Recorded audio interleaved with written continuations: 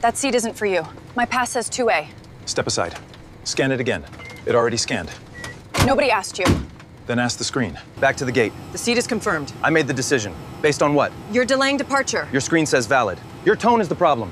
My tone didn't change the ticket. My identification matches. We're verifying how you got the seat. I bought it. People say that every day. He hasn't raised his voice. Stay out of this. What exactly are you verifying? Your cooperation. The booking is confirmed. Refresh it. It's still valid. Flag the reservation. There's no reason. Create one. Don't alter the record. You don't tell us how to work. The timestamp will show it. My daughter is calling. We're not finished. Her memorial speech starts in 4 hours. That isn't our concern. It should be. Sir, move. I promised I would be there. Then you should have cooperated. I did. Close that screen. The valid scan is still there. Delete the copy. Why? Because I said so. Everybody heard that, and I recorded it. You're- Turn that phone off. Preserve every change. Who do you think you are? Who are you calling? Who are you calling? Someone who reads timestamps. Put the phone away. No, The original record is saved. Delete it now. don't touch that screen. Keep talking. That seat isn't for you. The flight attendant planted herself in the aisle while every first-class passenger turned to watch. Malcolm Reed held up a valid boarding pass for 2A, but the station manager ordered him back to the gate as if calmness were proof of guilt. His daughter's memorial speech began in 4 hours. Would he miss the promise he made to his late wife? Why was a junior agent suddenly hiding the airline's own screen? And what happens when the man they dismiss can reach the one institution keeping their company alive? One quiet call was coming, but the truth behind it would shake far more than a flight. Stay until the end to see who finally stands up. "Run it again," Malcolm said, holding out the boarding pass. Brent Hale did not take it. The station manager blocked the jet bridge entrance. Cold air rolled from the aircraft, carrying coffee and cleaning fluid. "I made the decision," Brent said. "Step back." The screen says 2A. Claire Maddox snapped the overhead bin shut. The latch cracked through the cabin. "Sir, you're delaying departure." Malcolm looked past her. Seat 2A was empty. Across the aisle, an older black man lowered his newspaper. "My identification matches the reservation," Malcolm said. "What are you verifying?" "How you obtained the seat." At the gate desk, Leah Park, 27, stared at the record. Her dark hair was pinned up, one silver earring trembling when she swallowed. Beside Malcolm's name, a green box read "Valid."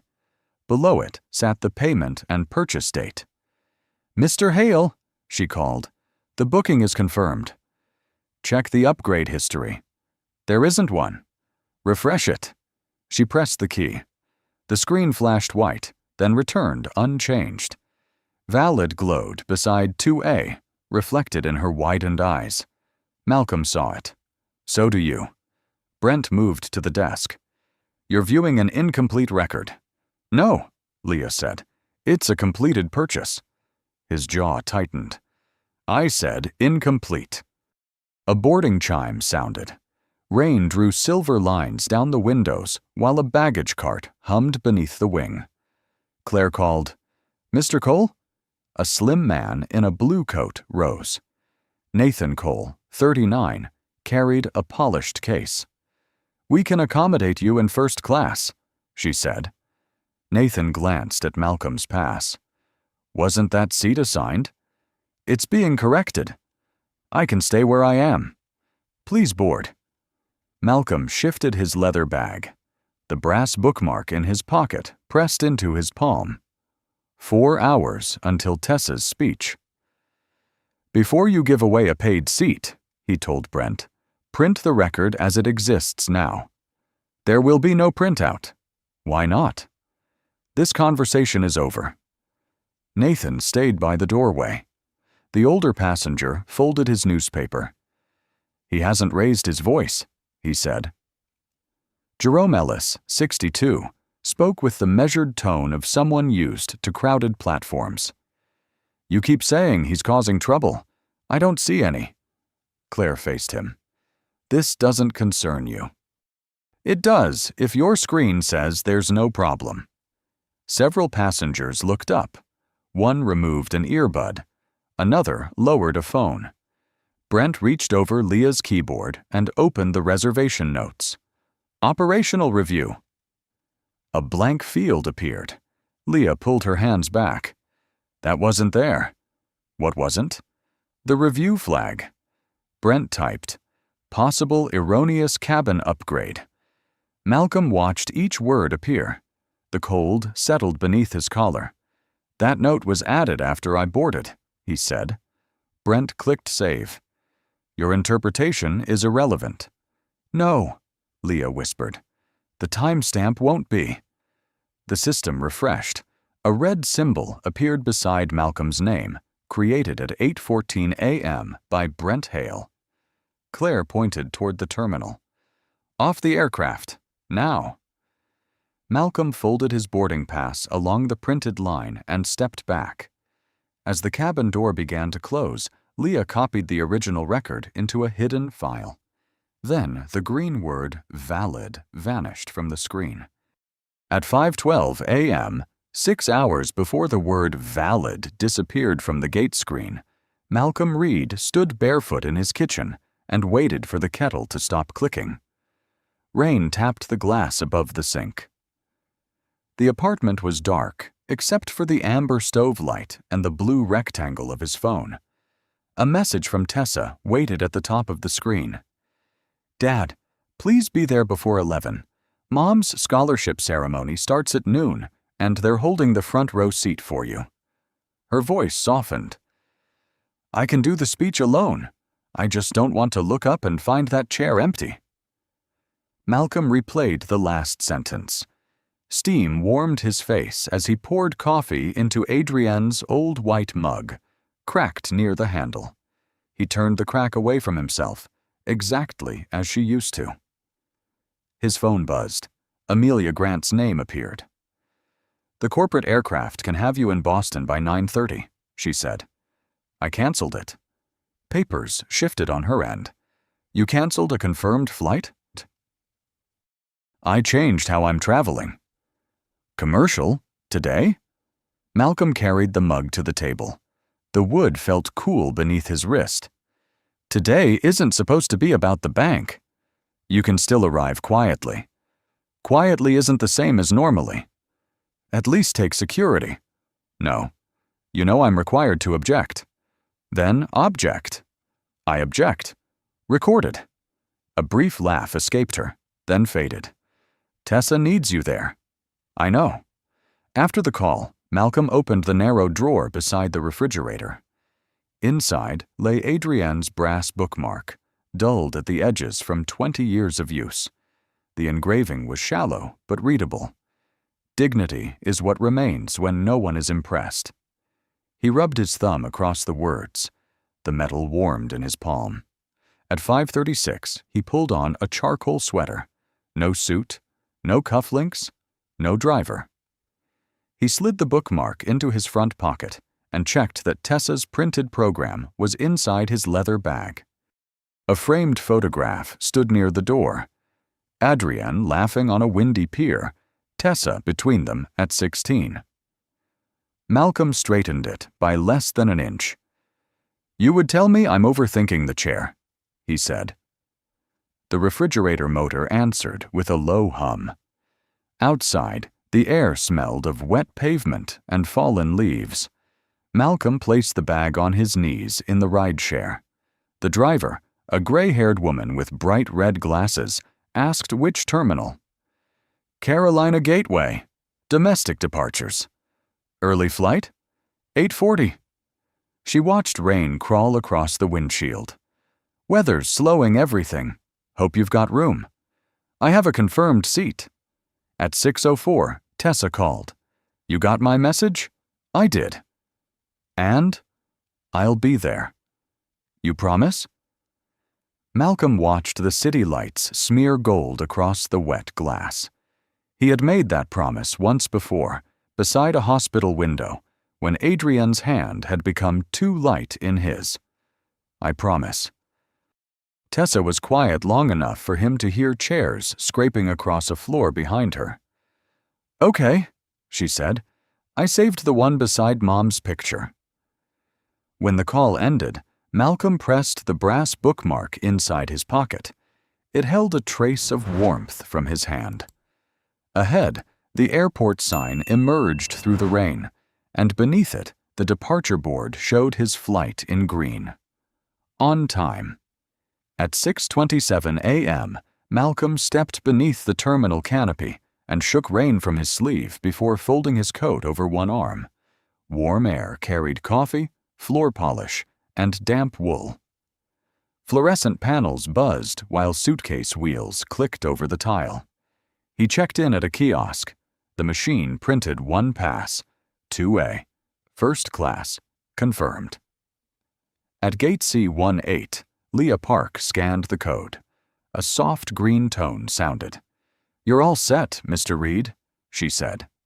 Claire Maddox, arranging boarding groups, glanced at his charcoal sweater, plain leather bag, and worn shoes. "Let me see that." Leah handed her the pass. Claire read it twice. "How was this issued?" "Through the airline website." "Points?" "No."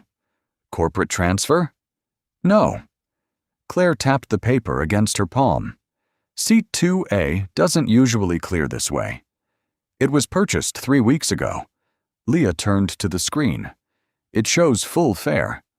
Claire leaned over the counter. "Open the upgrade history." "There isn't one," Leah said. "It's a direct purchase." The departure board clicked from boarding soon to on time. Behind them, an espresso machine hissed.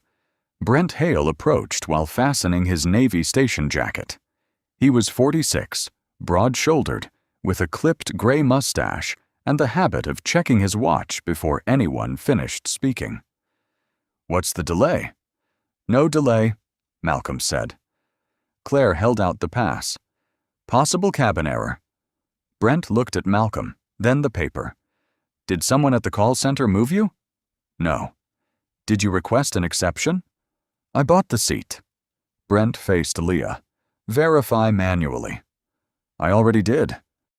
"Again." Leah entered the confirmation number. The reservation opened with a green label beside 2A, paid in full. She scrolled through the history. Purchase date. Card approval. Seat assignment. No changes. "It's clean," she said. Brent lowered his voice. "Flag it for review." "On what basis?" His watch caught the overhead light. "Operational discretion." Leah's fingers stopped above the keys. "That creates a service hold." "I know." Malcolm heard the boarding printer begin to chatter. "Am I being held from boarding?" "We're protecting the integrity of the cabin," Claire said. "From a valid ticket?" "From an irregularity." Tessa's printed program pressed against the inside of his bag. He looked at the gate clock. 6:41. "Please tell me the irregularity." Brent answered first. "Your reservation requires additional review. Step aside." A family moved around Malcolm without looking at him. A man in a tan suit slowed, glanced at the first-class line, then joined it without speaking. Leah turned the monitor slightly away from Brent. "Your seat is confirmed," she whispered. "I don't see a problem." "What happens if I step aside?" "They may release it." "Can you prevent that?" Her eyes moved to Brent. "Not without his authorization." Claire lifted the microphone. "Pre-boarding begins in 2 minutes." Malcolm placed his pass flat on the counter. "Print the record exactly as it stands." Leah reached for the command. Brent pressed one finger against the keyboard. "Don't." The green label remained on the screen. Then a blank field opened beneath it, waiting for someone to type a reason that did not yet exist. "Type the reason," Brent said. Leah did not move. The cursor blinked in the empty field while the gate microphone crackled.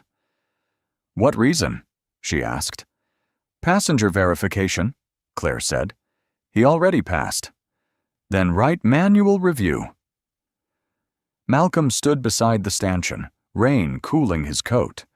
The air smelled of burnt coffee and wet carpet. Behind him, the first-class line had stopped. Claire raised her voice for the waiting passengers. Mr. Reed, where exactly did you get this ticket? From your website. Who helped you? No one. You expect us to believe you purchased 2A at full fare? Malcolm looked at the green confirmation on Leah's screen. Your system believes it. Several people lifted their phones. One woman held hers against her chest, camera facing the counter. Brent stepped closer. That seat isn't for you. My Answer pass says without 2A. being Step aside. argumentative. Scan it again. I did. It already scanned. Claire turned Nobody to the asked line. you. Then ask We the screen. apologize Back for to the the gate. delay. The seat is We're confirmed. I resolving made the an decision. irregular booking. Based on what? You're delaying Malcolm's departure. jaw Your screen says tightened, valid. then Your tone is released. the problem. My tone Please didn't change don't the ticket. describe me My as an identification matches. We're irregularity. verifying how you got the seat. I bought A it. suitcase People say wheel that every day. squeaked. He hasn't raised his voice. Beyond the Stay out of glass, this. an What exactly engine are you rose verifying? into Your a steady cooperation. roar. The booking is confirmed. Nathan Refresh it. Cole It's still stood 3 valid. Flag places the reservation. back in There's a no reason. tailored blue Create coat. one. a Don't alter the polished record. case You don't at tell his us how to feet. work. The timestamp will show it. Claire daughter is checked her calling. tablet. We're not finished. Her memorial Mr. speech Cole. starts in 4 hours. Yes? This isn't our concern. It should be. We can move Sir, you to move. 2A. I promised I would be there. Then you Nathan should have glanced cooperated. at Malcolm. I did. Close that I thought screen. it was the valid occupied. scan is still there. Delete the copy. It has Why? been released. Because I said so. Everybody It heard that, and I hasn't? recorded it. Leah Turn that said. phone off. Preserve every Brent change. Who do reached you think across you are? her and Who are you typed, calling? Who are you hold calling? for Someone who reads operational review. timestamps. Put the phone away. The green No. confirmation The original record is turned saved. amber. Delete it now. Don't There, touch that screen. he Keep said. talking. Now it has. Nathan left his case on the floor. Do you need my identification? Claire smiled. Your boarding pass is sufficient. Jerome Ellis folded his newspaper. You asked that man for a passport, a receipt, and an explanation of how he paid. Sir, please board. You didn't ask him for anything. This isn't your concern. It is when the rules change between 2 people standing 6 feet apart.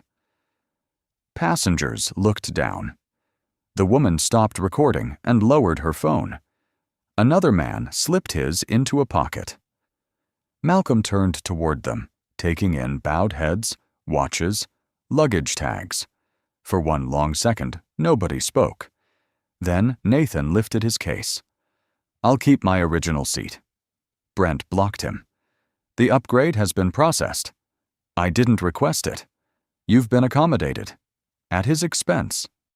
Claire tore a new slip from the printer. The paper emerged warm, curling at the edges. Seat 2A, Mr. Cole. Nathan accepted it without meeting Malcolm's eyes. His fingers crushed one corner. Malcolm watched him move toward the aircraft. You still haven't said what failed. Brent checked his watch. Your cooperation. My ticket was valid before you created the hold. Your behavior justified review. Leah stared at the timestamp. The review was entered after boarding began. Brent lowered his voice. Close the record. Nathan stopped at the jet bridge. Cabin lights glowed beyond him, soft against the gray morning. Jerome remained beside Malcolm. I saw all of it. Claire pointed toward the terminal. Mr. Reed, step away from the gate.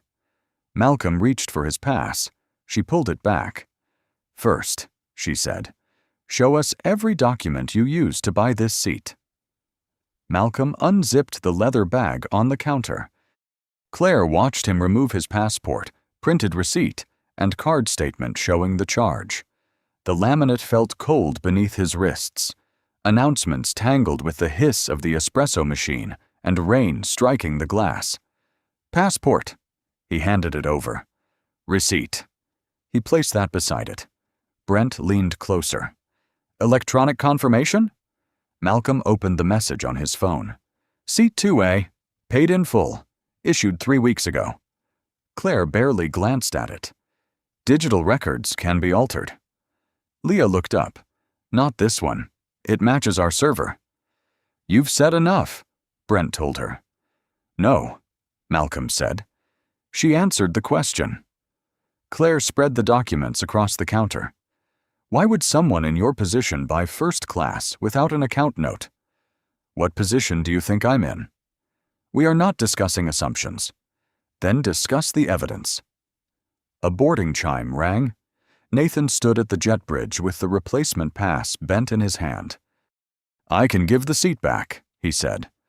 Board the aircraft, Brent replied. I don't want it this way. Discuss that on board. Nathan faced Malcolm. I'm sorry. You didn't make the decision. Nathan walked down the bridge. Claire tapped Malcolm's passport. Your address is local. Yes. And you're flying one way. My return ticket is on another carrier.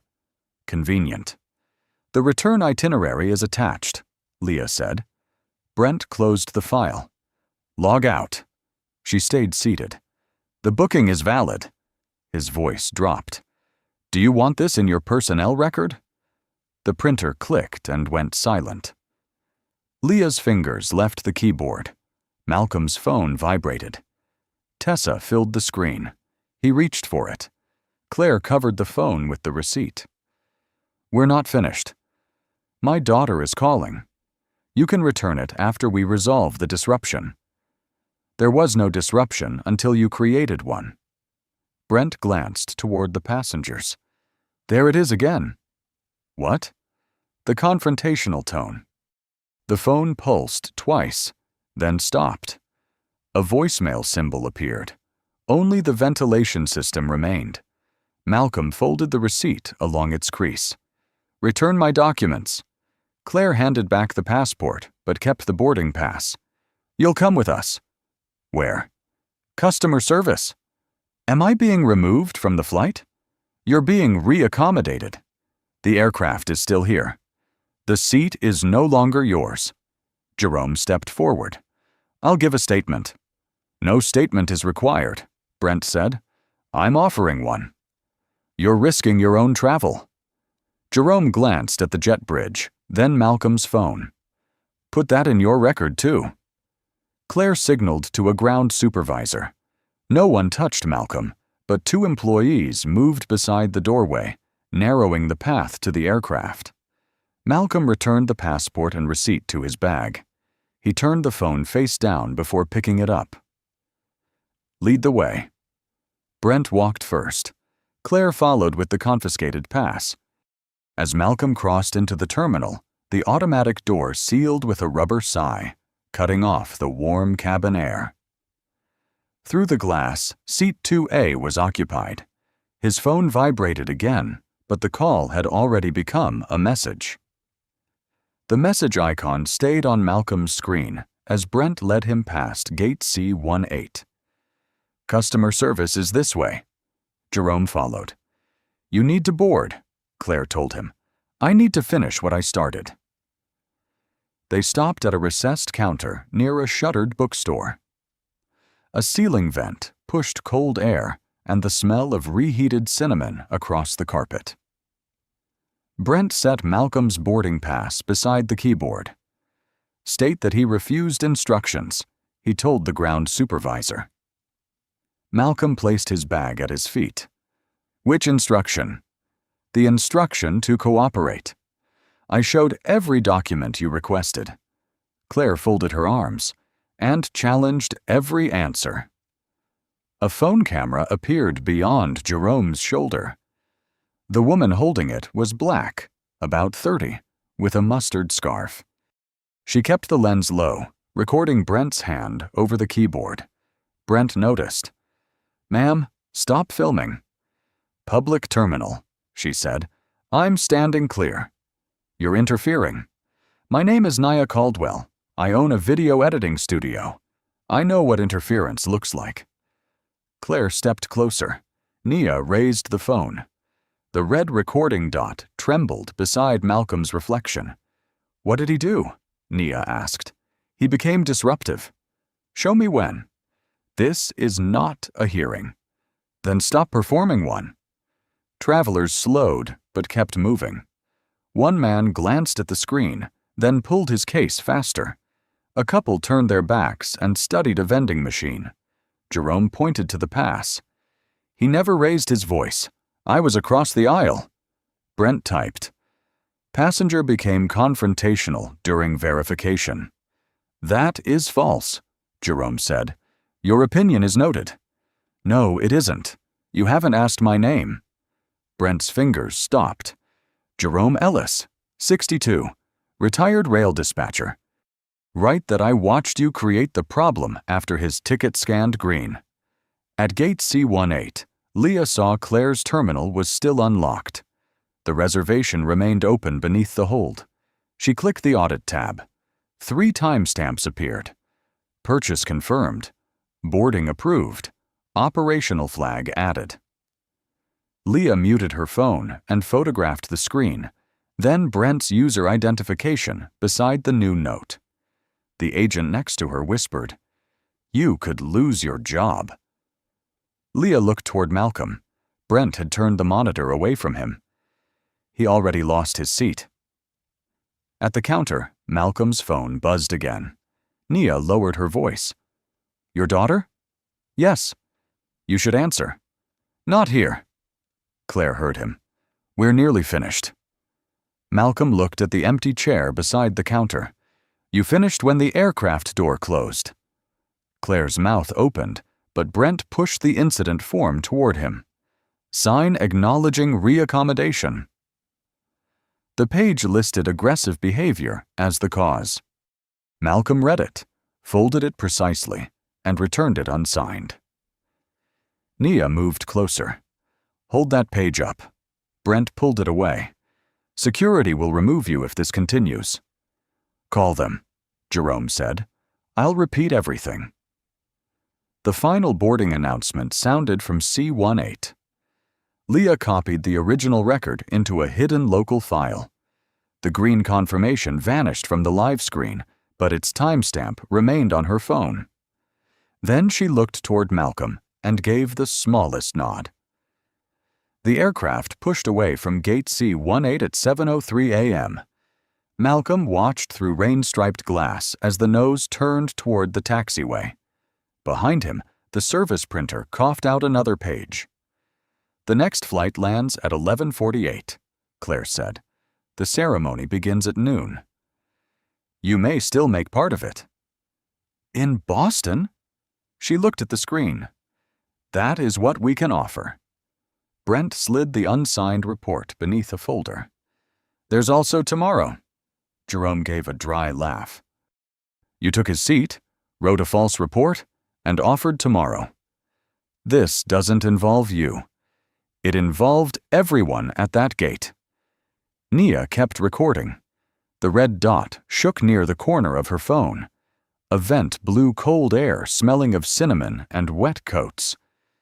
Malcolm's phone vibrated. He opened Tessa's message. A photograph filled the screen.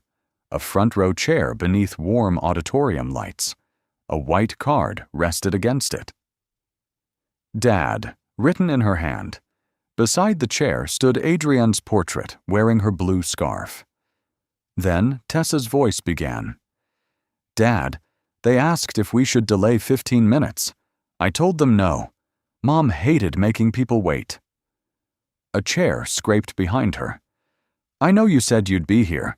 Call me when you can." The message ended. Malcolm sat on the metal bench.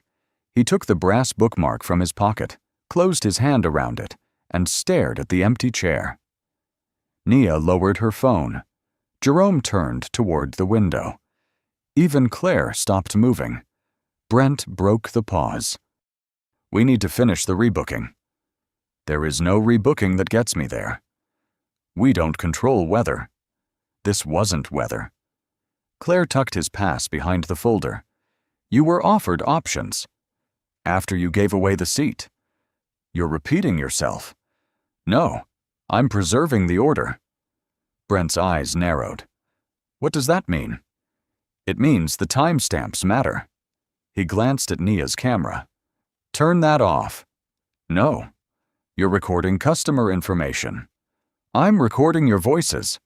Jerome pulled a receipt from his coat and wrote on the back. "My number. I'll give a statement." Malcolm accepted it. "Thank you. I should have stood up sooner." "You stood up."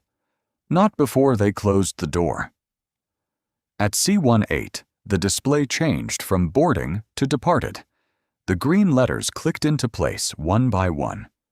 Leah emerged from behind the counter with a paper cup and a thin envelope. Brent stepped toward her. "Why aren't you at your station?" "Break." "You don't have one." "Then call it 5 minutes off the clock." She set the water beside Malcolm. The cup was cold and already soft near the rim. Beneath it, she placed the envelope.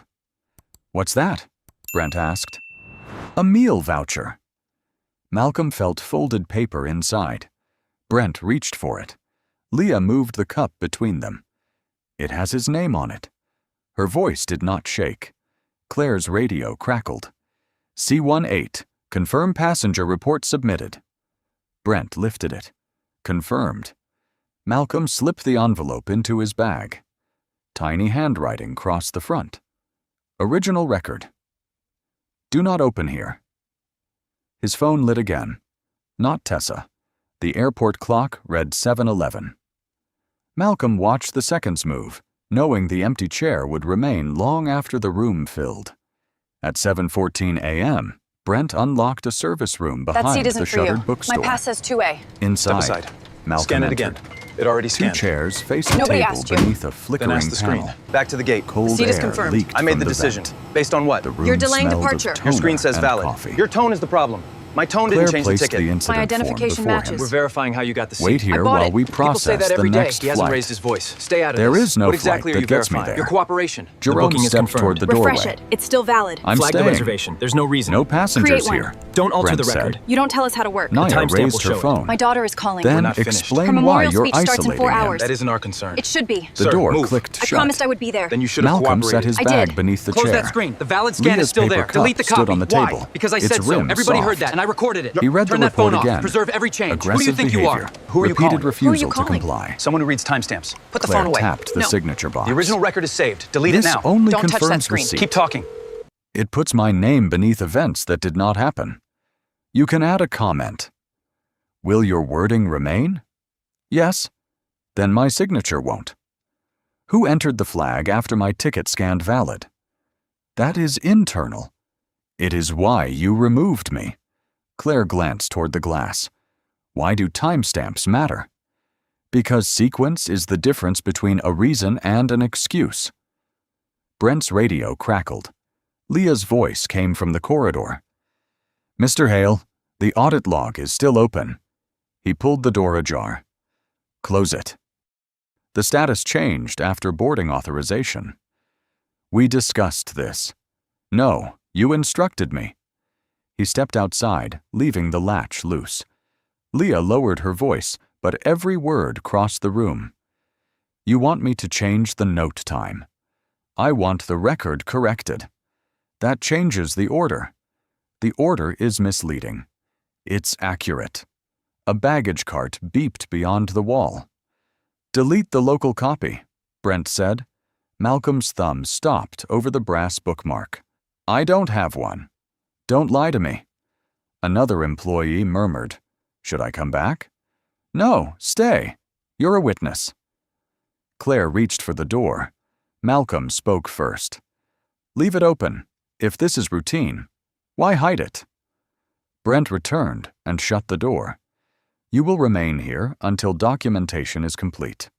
"Am I free to leave?" "You may leave the airport." "With my pass and a written reason?" "The pass is company property. It carries my name. It is void." Malcolm lifted the water. The cup bent, soaking his fingers. He set it down untouched as a dark crescent spread across the table. Claire watched it. "You could call someone and have this handled." "Would that make my ticket more valid?" His phone buzzed. Tessa had sent another photograph. The auditorium was filling around the empty chair marked Dad. Malcolm turned the screen face down. Claire looked away first. Outside, a printer started, feeding paper with a sharp rhythm. Brent opened the door. "What are you doing?" Leah answered. "Printing the audit trail." The machine continued, page after page. "You were told to close it." "I was told to alter it." Nia's voice followed. "Say that again." A chair scraped. Jerome said, "Nobody touch her." Brent rushed into the corridor. Claire followed, leaving the door open. Malcolm remained beneath the vent. The false report lay beside the softening cup, its bottom collapsing into the water ring. Then Brent's controlled voice broke. "Take those pages out of her hands." Take those pages out of her hands. Brent reached for the audit trail, but Leah stepped behind the counter and held the warm stack to her chest. "Don't touch her," Jerome said. Nia raised her phone. "You ordered an employee to surrender evidence." "It is company material," Brent snapped. "So is the false report," Malcolm said from the doorway. Everyone turned. One sleeve was dark where the paper cup had collapsed. "Mr. Reed, return to the room," Claire said. "No." "Then leave the airport," Brent said. "After you preserve the reservation log, gate audio, camera feeds, and every edit made since 6/27. Brent hesitated. Leah slid the pages into a clear sleeve. "The system shows the valid scan and the hold entered after boarding began." Claire looked at Brent. "You said the hold came first." "It was a display delay." "The server time is synchronized," Leah said. A baggage cart beeped. Rain drummed against the windows. Malcolm stepped aside and called Amelia Grant. She answered on the second ring. "You should be in the air." "I'm not." "Open the Meridian Arc file." Keys began clicking. "Why?" "Possible false certification of operational controls. I witnessed a record altered after a service decision, and an employee was ordered to change the sequence." "Are you personally involved?" "Yes." "Where are you?" "Carolina Gateway, Gate C18. Silence held for one breath. "Do you want me to call their chief executive?" "No. Notify the administrative agent team. Place the scheduled draw under document preservation review." "That draw is $120 million. "I know." "If we pause it, the syndicate will ask why. Tell them we have a credible control integrity concern and a live preservation risk. Nothing more until counsel verifies it." Across the corridor, Brent reached for the sleeve again. Jerome moved between them. Amelia asked, "What evidence exists?" "Witness video, an original audit printout, a staff member willing to identify the instruction. Send nothing through public email." "What must be preserved?" Malcolm watched Claire remove his boarding pass from beneath the incident folder. Every reservation change, access record, complaint classification, gate recording, and internal message connected to this flight. Preserve every change log. The line went still. Not empty. Attentive. Then Amelia said, "I'm initiating the covenant hold." Malcolm ended the call and returned to the counter. Brent gave a short laugh. "Finished making threats?" "I made no threat." "Who did you call?" "Someone responsible for deciding whether records can be trusted." Claire placed the boarding pass face down. "You're trying to intimidate employees." "No. I'm asking you not to erase what happened." Leah looked at him differently now, not with recognition, but certain he understood every word on her screen. At 7:41, Brent's phone vibrated. He ignored it. It vibrated again. Claire's radio requested him in the station office. Brent checked the screen. The color left his face. Across the top were 6 words. Urgent. Credit draw temporarily suspended. He looked from the phone to Malcolm. Malcolm carried the softened cup to the trash and said, "Now we can discuss the order of events." At 7:43 a.m., Brent Hale's phone rang again. This time he answered. "Owen?" The voice carried across the counter. "Why has a Sterling Crest draw been suspended over Gate C18? Routine passenger issue. Nothing involving $120 million is routine. Who is Malcolm Reed?" Keys clicked. Then Owen Price, 53, Meridian Arc's chief financial officer, spoke more slowly. "He is the chief executive of Sterling Crest Bank." Claire's hand stopped on the boarding pass. Brent covered the phone. You should have identified yourself. Malcolm folded Leah's audit printout. My ticket identified me. That isn't what I meant. I know, Owen returned. Keep him there. Apologize. Brent looked at Nia's raised phone, Jerome's folded arms, and Leah beside the printer. Mr. Reed, there appears to have been a misunderstanding. Which part? The cabin assignment. The report says aggressive behavior. We can correct that. After you tried to alter the timestamp? Brent's collar had darkened. Let's move somewhere private. You already did. Claire slid the boarding pass toward Malcolm. One corner was bent. We can arrange the executive lounge, she said. A private car, a hotel, and the next premium route. The ceremony begins in 4 hours. We could charter an aircraft. Can it return the hour you took? Claire looked down. Owen's voice came through the phone. Offer full compensation.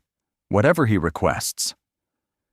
Malcolm glanced at the false report, the damp ring from the collapsed cup, and Leah's clear sleeve. I request preservation. Of what? Brent asked. The original reservation. Gate audio. Camera feeds. Staff messages. Complaint history. Every version of this report. That material is internal. It is now material to a credit review. A regional operations manager hurried over, jacket open, tablet in hand. Mr. Hale, corporate wants the C-18 file locked immediately. Brent pointed at Leah. She copied restricted data. She preserved it, Malcolm said. The manager read his tablet, then faced Leah. Do not delete anything. Her shoulders lowered. Nia's camera caught it. Owen said, Move Mr. Reed to the lounge. Malcolm picked up his bag. I'm not asking for a better room. What are you asking for? The record as it existed before you decided I did not belong in 2A. The printer started again. Warm pages emerged beneath a legal hold header, smelling of toner. At 7:52, Owen called Malcolm directly. Mr. Reed, I apologize on behalf of the airline. You haven't reviewed what happened. I understand enough. No, you understand who I am. The ventilation fan clicked on. Rain flattened against the glass. Find out whether this happened because of my title, Malcolm said, or whether it stops only because of my title. Owen's reply came quieter. What happens to the draw? That depends on what your records say. Malcolm ended the call. Brent stared at the legal hold pages and the name glowing across his screen. For the first time that morning, he said, Mr. Reed, almost under his breath. Malcolm did not look up from the false report. Behind Leah, the system began retrieving complaints Brent believed had already been closed. The first archived complaint opened at 7:58 a.m. A woman had paid for a premium seat, been moved without explanation, and later described as hostile after asking for a written reason. The file ended with a gray stamp, closed without review. Then another appeared, and another. Leah stood beside the terminal while the printer fed out warm pages. These weren't in the active queue yesterday. Brent's mouth tightened. Old cases are irrelevant.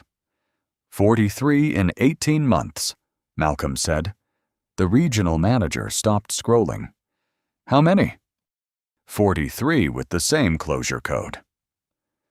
By 9:10, the station office smelled of toner, cold coffee, and rain-damp jackets. Corporate counsel had locked the system remotely. No one could edit a record without creating another trail. At 9:22, Iris Morgan arrived from the airline's independent compliance firm. She was 48, wore a navy suit with one cuff unbuttoned, and carried a yellow legal pad. Phone's on the table, she said. No deletions. No summaries. I want originals. Brent folded his arms. This has been exaggerated by a passenger with leverage. Iris looked at Malcolm. Did you request disciplinary action? No. Compensation? No. What did you request? That the records survive the morning. She wrote it down.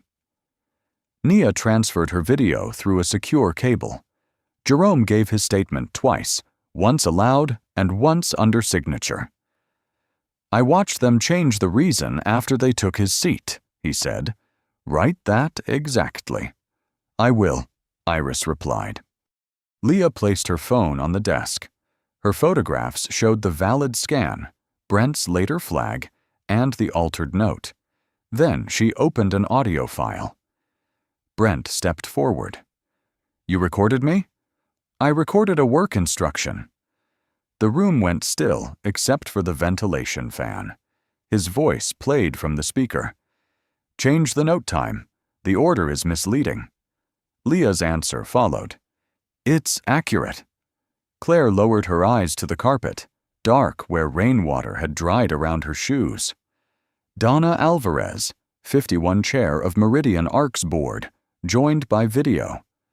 Silver-framed glasses rested low on her nose. Owen Price certified last quarter that complaint controls were functioning, she said. Were these cases disclosed? Iris That seat shared isn't the for you. archive. My pass says 2A. Dana read the Step aside. identical stamps. Scan it again. It already Closed without scanned. review. Nobody asked Closed you. without review. Then ask the screen. Back to the Closed gate. without Seat is review. confirmed. I made the decision. No. Based on what? She said. You're delaying departure. They Your were screen not. says valid. Your tone A is the new problem. folder My tone appeared. didn't change the ticket. Lender My reporting. identification matches. We're verifying how you Exclusions. got the seat. I bought it. Inside People say that were every day. messages He hasn't from raised his Owen voice. Stay ordering out of this. station What exactly are you complaints verifying? Your recoded cooperation. as The booking is customer confirmed. Refresh it. misunderstandings. It's still valid. So Flag they the would not reservation. There's affect no reason. operational Create risk one. reporting. Don't alter the record. You don't tell us how to Brent work. The sat timestamp down. will show it. My Claire daughter is removed calling. her We're not badge finished. and Her turned memorial it speech face starts in down. 4 hours. That isn't our concern. Malcolm's should be. phone Sir, showed move. 11 I promised missed I would be there. messages Then you should have from Tessa. cooperated. I did. He did Close not that screen. The open valid them. scan is still there. Delete the copy. Donna Why? looked into Because I the said so. camera. Everybody heard that, and I recorded Mr. it. Reed, Turn that the phone board off. will Preserve every convene an change. Who do you emergency think you are? session. Who are you calling? Who are This you is calling? larger than my Someone who flight. reads timestamps. Malcolm Put the phone said. away. No. We The understand original record that is now. saved. Delete it now. No. Don't touch that screen. You Keep talking. understand the cost now. Understanding the people comes next. Iris closed the yellow pad. Then the next step cannot happen behind this door. She placed the stack of complaints in the center of the table, every gray stamp facing upward. We need witnesses, she said, and we need them on the record. At 2:06 p.m., the hearing room doors opened. Cameras clicked beneath white ceiling lights. The air smelled of coffee and rain drying on coats. Malcolm sat at the witness table with Tessa beside him, her fingers around Adrienne's brass bookmark. Donna Alvarez faced the room. This session concerns complaint suppression, record alteration, and the removal of a paid passenger from Flight 418. Brent shifted.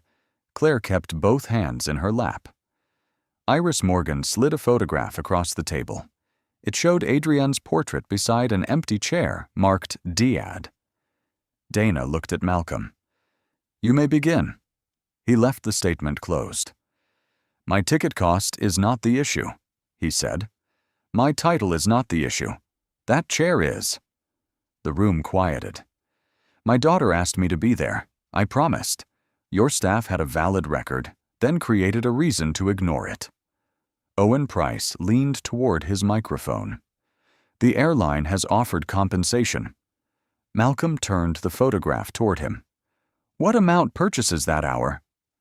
Owen stopped. Tessa's chair scraped as she stood. She pressed her thumb against the page's edge, just as Adrienne had. I gave the speech anyway, she said. I looked at that chair every time I forgot the next line. Dana asked, Did your father tell you why he missed it? Not until after. What did he say? He said, They decided the record mattered less than the person reading it. A reporter lowered her pen. Tessa placed the bookmark beside the photograph. My mother used this for years. It says dignity is what remains when no one is impressed. He carried it because he was trying to arrive as my father, not as a bank executive. Claire unclipped her badge. Donna addressed her. Did Mr. Reed threaten anyone? No. Raise his voice? No. Refuse identification? No. Then why describe him as disruptive? Claire stared at the badge. Because he kept asking questions after I had decided he was wrong. Based on what? Her answer took several seconds. His clothes. The one-way booking. The way he spoke as if the seat was unquestionably his. It was, Iris said. Claire placed the badge beside the photograph. I know. The metal touched the wood with a small click. Brent reached for his microphone. We were under severe on-time pressure. Missing the departure target affects staffing and rankings.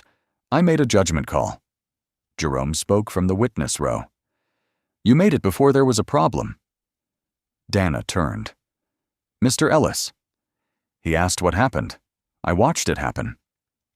Iris opened the audit log. Mr. Hale, you entered the flag 11 minutes after the ticket scanned valid. Then you instructed Ms. Park to alter the note time. The sequence looked misleading. The sequence was evidence. Brent's collar pressed damp against his neck. I was trying to prevent a delay. Tessa looked at him. You prevented a father. No one moved. Malcolm reached for the photograph, but Claire's badge remained beside it. Dana closed the folder. The board will recess for findings. Before standing, she looked at Owen. Do not leave the building. Outside, phones began ringing. Inside, the badge and empty chair stayed on the table while the board prepared to decide what each hidden line would cost. At 4:18 p.m., the board reconvened. Donna Alvarez returned with 3 folders. Rain tapped the windows. The room smelled of damp wool, stale coffee, and hot camera lights. Mr. Hale, she said, your employment is terminated for falsifying a passenger record, pressuring a subordinate to alter timestamps, and misrepresenting the incident. Brent gripped the table. You're making me the entire problem. No, we found the problem before you. You chose to protect it. He looked toward Claire. She kept her eyes down. Dana opened the second folder. Mr. Price, you certified that complaint controls were functioning while directing stations to reclassify reports that could affect lender disclosures. Your employment is terminated immediately. Owen pushed away his microphone. If the credit line collapses, thousands of employees pay for one morning. Amelia Grant answered from the lender's table. The review found 43 mornings. Silence held beneath the ventilation hum. She presented the syndicate decision. The revolving facility would be reduced by $400 million. The balance would require independent monitoring, quarterly audits, and access to unedited records. Owen turned to Malcolm. You wanted leverage. You got it. Malcolm's hand rested beside the photograph of the empty chair. I wanted the record preserved. This will cost jobs. Then the people who hid the risk should explain why. Claire would be suspended without pay pending outside certification. She unclasped her hands. May I say something? Dana nodded. Claire faced Malcolm. I kept waiting for you to tell us who you were. I thought that if you had, I could explain why everything changed. That is why I didn't. Her badge still lay beside Adrienne's photograph. At 4:46, counsel pushed a compensation agreement across the table. It covered the ticket, travel losses, and a private payment. Malcolm read the first page, uncapped the pen, and crossed out his name from the beneficiary line. The attorney blinked. Mr. Reed? Create a fund for passengers removed after valid boarding scans. Independent claims review. No non-disclosure requirement. That changes the agreement. It should. Dana leaned forward. How large? The amount offered to me, matched by the airline. Tessa watched him turn the pen away from her.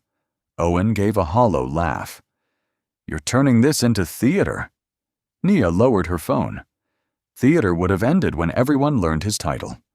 Jerome's quiet. That's right. crossed the room.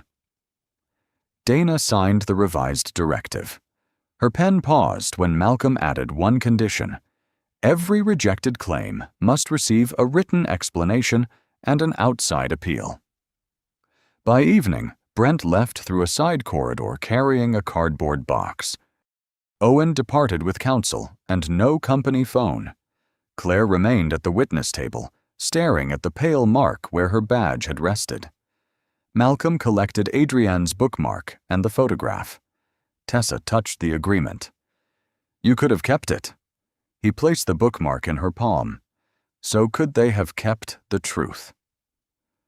Across the room, Iris opened a folder labeled Passenger Protection Terms. The consequences were signed. The rules were still unwritten.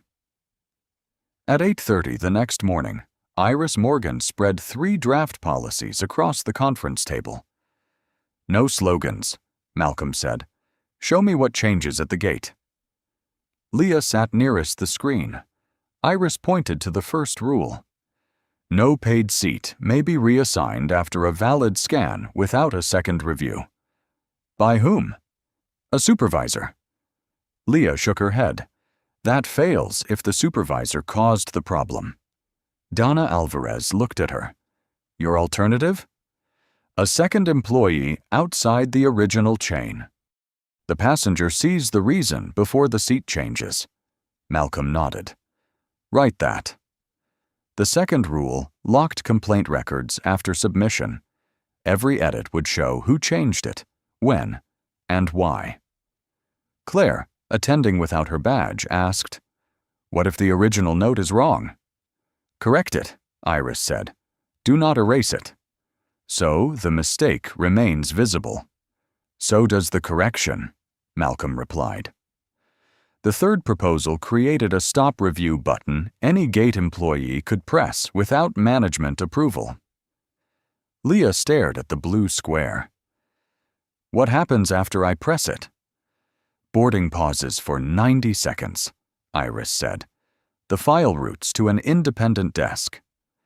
And if the passenger is blamed for the delay?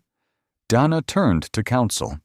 Prohibit that unless there is documented conduct unrelated to requesting review. By noon, operations objected. A vice president warned that double verification would damage departure statistics. 90 seconds across hundreds of flights becomes real money, he said. Malcolm slid 43 archived complaints toward him. These became real people first. We need efficiency. Then get the answer right the first time. Employees could misuse the button. Leah's voice was quiet. Managers misused the absence of one. No one answered. At 2:15, Dana approved a 6-month pilot at every major station, independent audit access, quarterly public summaries, and retraining based on real cases. Bonuses tied to rapid complaint closure were eliminated. Station leaders would be measured on correction quality, not only departure time. Dana looked at Malcolm. We can announce that these reforms followed your incident. Announce the rules, he said. Not me. 3 weeks later, Leah stood in a training room at Carolina Gateway. Her new title, Director of Passenger Protection, rested beside the keyboard. 20 agents watched as she opened a test reservation. A warning appeared. Seat transfer requested after valid scan. What do we do? She asked. A young agent said, Call a supervisor. Leah placed one finger over the blue square. Not first. She pressed stop and review. The screen froze. A soft tone sounded. No alarm. No raised voice. Just 90 seconds in which nobody could rewrite the order of events. Through the glass, Malcolm watched from the corridor, his charcoal sweater folded over one arm. Leah joined him after the session. You could have sat inside, she said. I could hear from here. Were we right? You asked the right question. She glanced at the brass bookmark in his hand. Will it be enough? Not by itself. Inside, another agent pressed the blue square without looking over her shoulder. For the first time, the system waited before deciding who belonged. 6 months later, at 10:18 a.m., Malcolm and Tessa stood beneath the departure board at Carolina Gateway. Spring light replaced the rain. Suitcases rolled over polished tile, coffee steamed behind the counter, and a blue stop and review button glowed on every screen. Leah met them at C18 wearing a navy jacket. "We can take you through the priority lane," she said. Malcolm handed her 2 boarding passes. "We'll use the line." Tessa smiled. He practiced saying that. They waited behind a family with a stroller. When the scanner sounded green, Leah did not touch the reservation. Seats 2A and 2B. Confirmed. Across the concourse, a notice listed the first audit results. 43 complaints reopened, 19 passengers compensated, 7 management reviews completed. Jerome had joined the volunteer passenger panel. Nia's recording was used in training beside Leia's testimony. Iris continued publishing quarterly reports. Claire completed external certification and returned in a non-supervisory role at another station. Her first evaluation noted that she stopped a disputed seat transfer before boarding closed. Brent remained dismissed and was barred from management work involving record control for 3 years. Owen's termination became final after the lender review confirmed he had hidden complaint data. They appeared as dates, signatures, and restrictions in the public report. The flight landed in Boston at 12:04 p.m. Warm That seat isn't dust for you. floated through My the pass says projector 2A. beam in the Step aside. memorial hall. Scan it again. It already Adrian's scanned. portrait stood beside Nobody a asked brass you. plaque Then ask the announcing screen. the Back second to the year gate. of her The seat is scholarship. confirmed. I made the decision. Based on The what? recording You're of the delaying first departure. ceremony Your screen says played valid. as Your guests tone is the sat problem. down. My tone didn't change the On ticket. screen, My identification Tessa matches. approached the Verifying how podium you got the seat. alone. I bought it. People The say that empty every chair day. He hasn't marked raised Dad his voice. remained Stay out of this. visible What in the exactly front are you row. verifying? Your cooperation. Malcolm The booking is watched confirmed. until the Refresh moment it. his It's still younger valid. self Flag the failed reservation. to There's no appear. reason. Create one. Don't I alter used the to record. hate You don't that tell us how to frame, work. The timestamp will Tessa show it. whispered. My daughter is calling. We're not I finished. know. Her memorial speech starts in 4 She hours. took That isn't our Adrian's concern. It should brass be. bookmark Sir, move. from her I purse. promised I would be there. Then you The should have engraving cooperated. had I did. softened beneath Close their that screen. thumbs. The valid scan is still there. Delete the What copy. should we do Why? with it? Because I said so. Everybody Give it heard a that, and I seat. recorded it. Turn that Before phone off. beginning Reserve her every new change. speech, Who do you think you Tessa are? placed Who are you the calling? bookmark Who are you on calling? Malcolm's Someone who reads occupied chair. timestamps. Put the phone away. This No. time, when she The original looked up record is after the saved. first Delete it now. line, Don't he touch was that there. screen. Keep talking. Afterward, Leah called from the airport. "A passenger seat was challenged this morning," she said. A junior agent pressed the button. And? The review took 72 seconds. The passenger boarded. Malcolm stepped into the corridor. Through the open doors, Tessa was laughing with the scholarship recipient. "Then it worked," he said. The agent asked whether you wanted her name. "No. Make sure she keeps using it." That evening, the airline released its first full accountability report. It listed delayed investigations, corrected records, disciplinary decisions, and the cost of each reopened claim. Sterling Crest restored part of the credit line only after the independent monitor verified the changes. The remaining reduction stayed in place. Tessa found Malcolm alone in the hall, turning the old photograph of the empty chair face down. "Ready?" He slipped the photograph into his bag, but left the bookmark where she had placed it. They walked out together as the lights dimmed behind them. For once, the chair beside her was warm. Have you ever watched someone's valid words, documents, or dignity get dismissed because others had already decided who they were? Share your experience in the comments, especially if one witness, co-worker, or stranger finally chose to speak up. Send this story to someone who believes fairness should not depend on status, clothing, wealth, or a powerful name. Subscribe for more stories about justice, quiet resilience, and the small procedural changes that can protect thousands of people after one person refuses to look away. And remember the people who preserved the record when silence would have been easier. Sometimes accountability begins with a saved screenshot, an honest statement, or a simple button pressed at the right moment.